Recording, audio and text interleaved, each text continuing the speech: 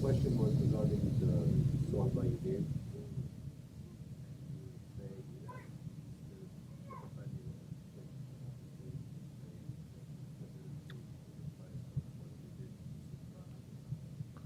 Sultan Abdulaziz would pay, yes. Sultan,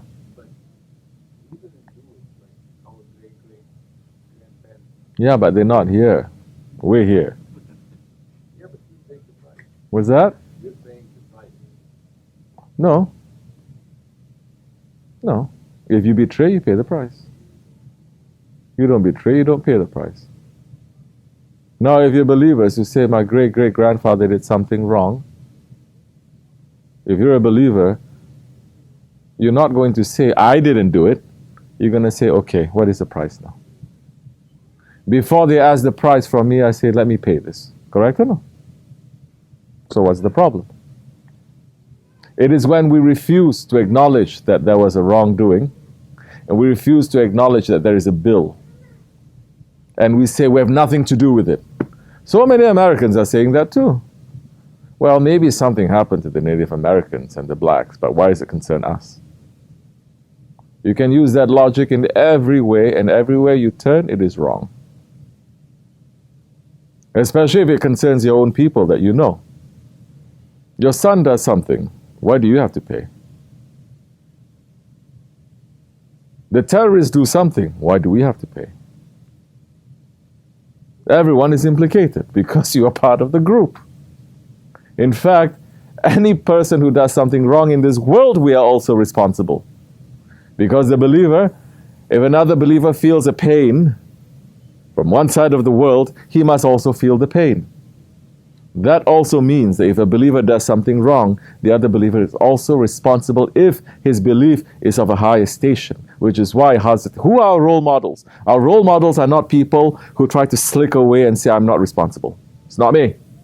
Our role models are those ones who says, yes, I'm responsible. Although that one did, I'm responsible. Who? As Hazrat Umar is.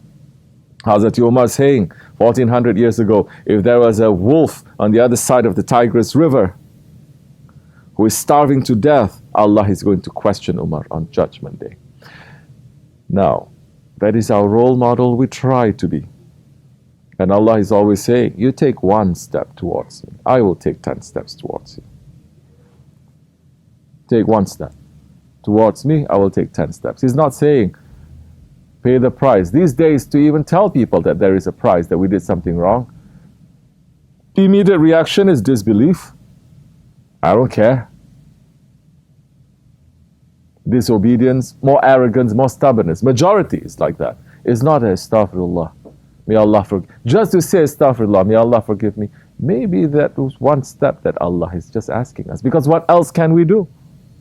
Why do you think we're always sending our people sometimes to go to Turkey, to go visit the tombs of the Khalifas? We're not going there to become idiots, to just say, I want this, I want this, I want my children to be married, I want a better job, I want more money, I want my debts to be clearer. You're going and you're asking cheap things like that. You think they don't know? We're going to say, ask forgiveness from them. Because none of the Ummah is going to ask forgiveness from them. You understand? Now, you want your debts to be cleared, your children to get married, better job, everything that concerns the dunya, which we're living in the dunya, that is really bothering you. You want that? Ask forgiveness. Increase your istighfar. Now, to increase your istighfar also, don't be increasing your istighfar just blindly. Now, make sure that you do your tafakkur, not to say that I did this wrong, I admit I did this wrong. Because sometimes we don't know who we did wrong to. Sometimes when we do wrong, we say wrong things to those who are special in the eyes of Allah subhanahu wa ta'ala. We're going to pay the price for our whole lives. They're saying, when you're in front of a gangster, a thug, be careful what you say. When you're in the company of a beloved of Allah, be careful what you have in your heart. You have something wrong in your heart, you may pay the price. These days people say left and right. They criticize left and right.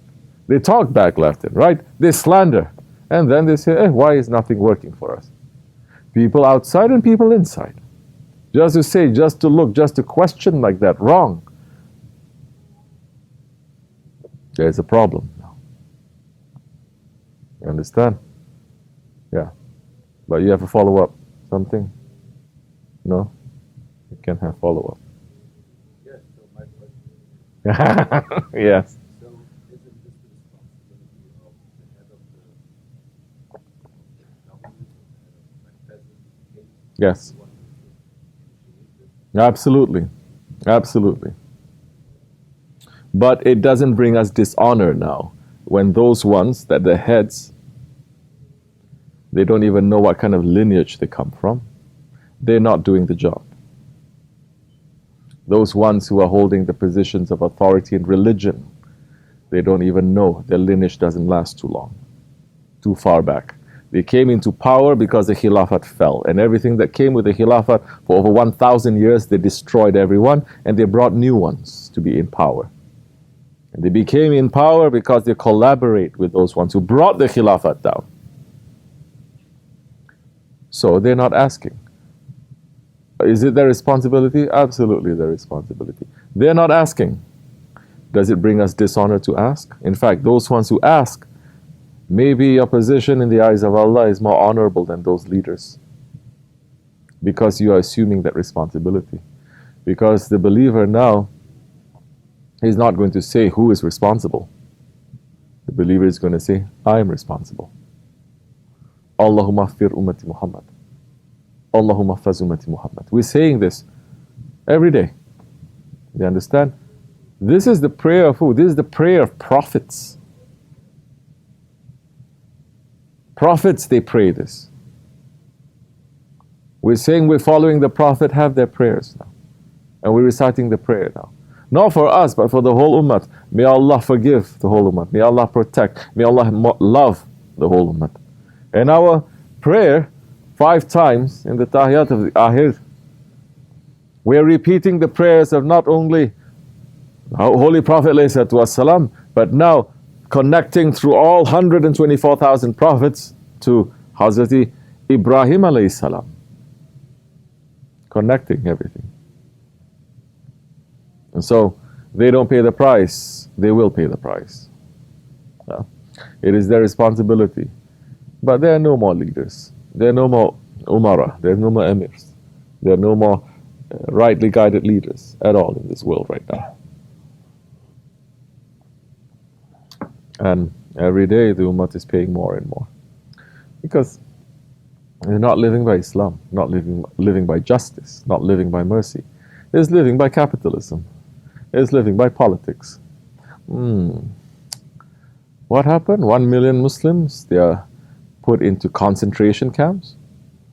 Why are you not saying something? You are president, calling yourself president of an Islamic republic, which is another foolishness. Islam is a different set of government. Republic is a different. Republic is against to the king. Why are you not? Well, we're friends with them. They have their own way of doing things. They help us so much.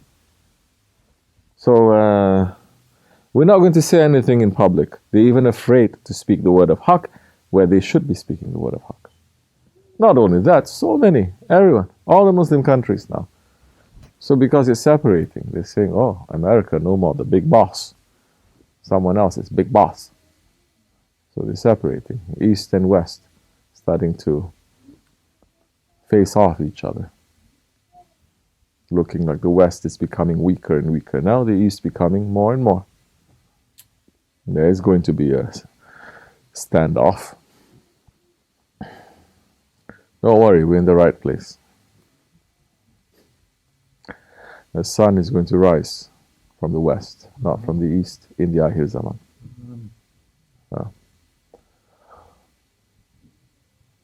Understand? May Allah forgive us, inshallah. Any other thing? Anyone?